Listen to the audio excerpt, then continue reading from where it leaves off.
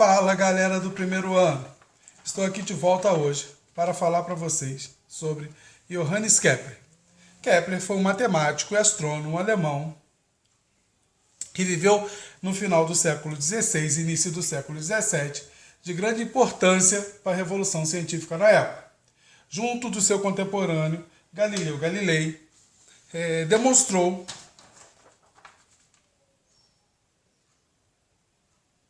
a veracidade do sistema heliocêntrico. Sistema esse elaborado por Nicolau Copérnico, certo? Que colocava o Sol ao centro do universo e a Terra apenas como mais um dos planetas que orbitava a essa estrela. Lembrando que esse sistema já tinha sido elaborado pelo astrônomo e matemático grego Aristarco de Samos, sistema heliocêntrico que confrontava o sistema geocêntrico de Cláudio Ptolomeu e era baseado na obra do filósofo grego Aristóteles. Vale lembrar que as monarquias absolutistas da época, se baseavam também na obra de Aristóteles, certo? Para determinar, as normativas de seus governos, Então, junto com o clero da igreja, a obra de Aristóteles era o alicerce, para esse sistema, Então, o sistema geocêntrico ele era de grande importância para nesse período, certo? Então, turma, Kepler elaborou 3 leis que explicavam o movimento planetário até então, Na primeira lei, que ele chamou de Lei das Órbitas, ele demonstrou que além do sistema heliocêntrico estar correto, que os planetas se movem ao redor do Sol, ele também evidenciou que as órbitas eram elípticas, estando o Sol em um dos focos dessa elipse, e não circulares, conforme estava no sistema heliocêntrico elaborado por Copérnico. Ao analisar essas elipses, ele identificou que elas eram arredondadas, muito perto de circunferências, com excentricidades baixas. Excentricidades, elipses arredondadas, excentricidade que vimos na aula anterior, quando aprendemos a construir uma elipse. Então, de acordo com a excentricidade calculada por ele, a órbita que tinha ela mais achatada, a elipse mais achatada era de Mercúrio, comparada aos outros planetas. A Terra, ele calculou um valor de 0,0167, aproximadamente 0,02, Então agora, o que nós vamos fazer? O que eu vou mostrar para vocês? Eu vou mostrar para vocês, utilizando os conceitos de matemática, de razão e proporção, que vocês estudaram no ensino fundamental, E a técnica de construção de elipse, que eu mostrei para vocês na aula anterior. Uma elipse, eu vou construir aqui agora uma elipse semelhante à elipse da órbita da Terra.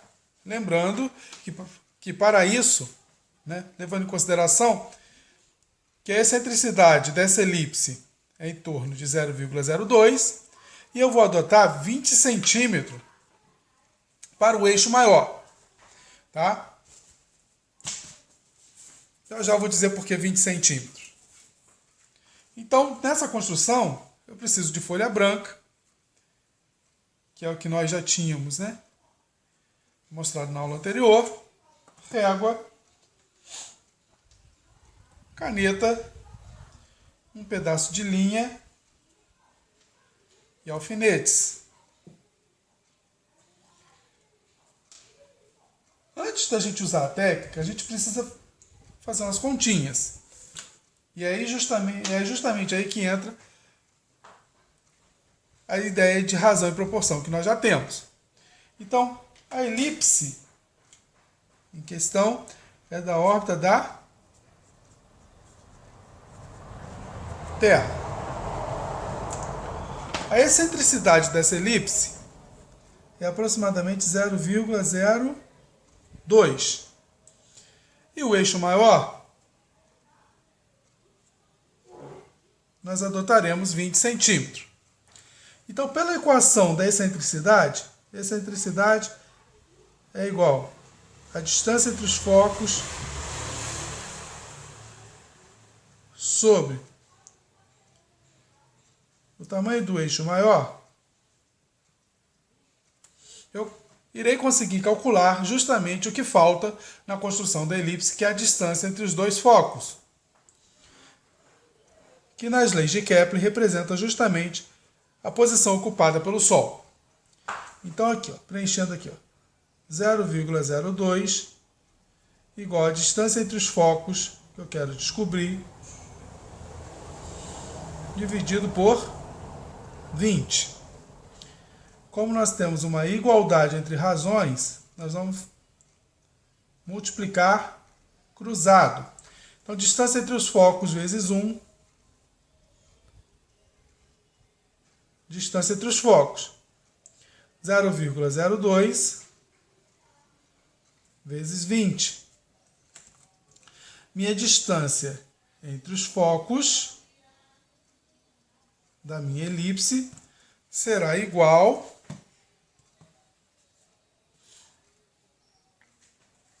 a 0,02 vezes 20 igual a 0,4 centímetro.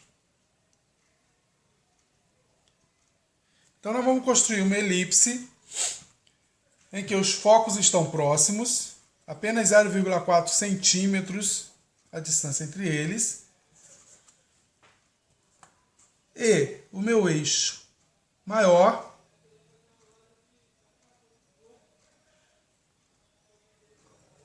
está a 20 centímetros um do outro. Então, aqui um dos vértices, aqui o outro vértice, aqui o centro. Como a elipse é simétrica, a distância entre o centro e os focos são iguais. Como a distância entre o centro e os dois focos é 0,4, significa que um dos focos está a 0,2 a 2 décimos do centro, à esquerda do centro, e o outro 2 décimos à direita do centro. 0,4 centímetros. Irei demarcar agora com os alfinetes.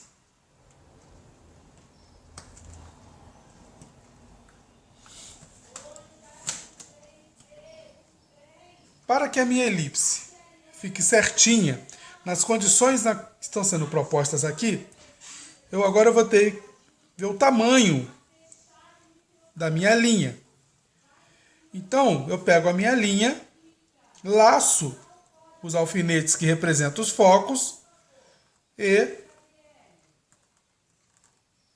demarco o tamanho dele com os dedos sobre um dos vértices. Depois, dar um nozinho aqui e ir ajustando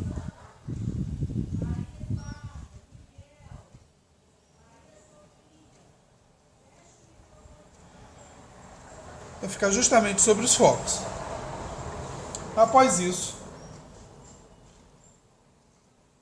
vamos à construção de nossa elipse.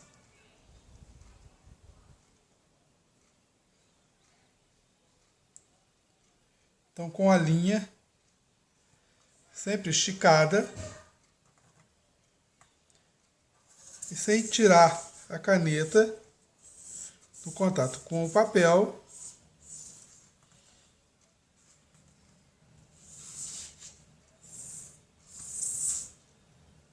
nós traçamos a elipse.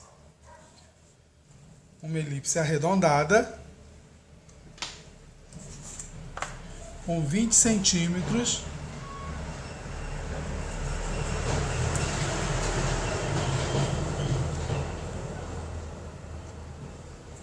entre seus vértices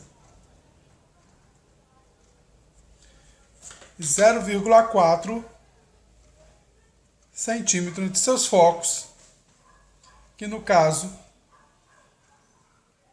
de Kepler são os pontos ocupados pelo Sol durante o trânsito da Terra em torno dele, certo? Então essa elipse que está aqui é uma elipse semelhante à elipse da órbita da Terra ao redor do Sol. Agora é com você, né? Eu quero que vocês construam duas elipses semelhantes às órbitas. A primeira do planeta Marte, cuja centricidade da elipse de sua órbita vale aproximadamente 0,1, e de um cometa, cuja centricidade de sua órbita vale aproximadamente 0,8, e para isso vocês adotem 20 centímetros, tá? Para o eixo maior de cada uma dessas elipses, certo? Porque 20 centímetros é uma reguinha, né? Cabe uma reguinha e cabe dentro da folha, né? Principalmente por isso. 20 centímetros cabe exatamente dentro de uma folha A4. Beleza? Então, galera, fiquem bem, se cuidem e até a próxima.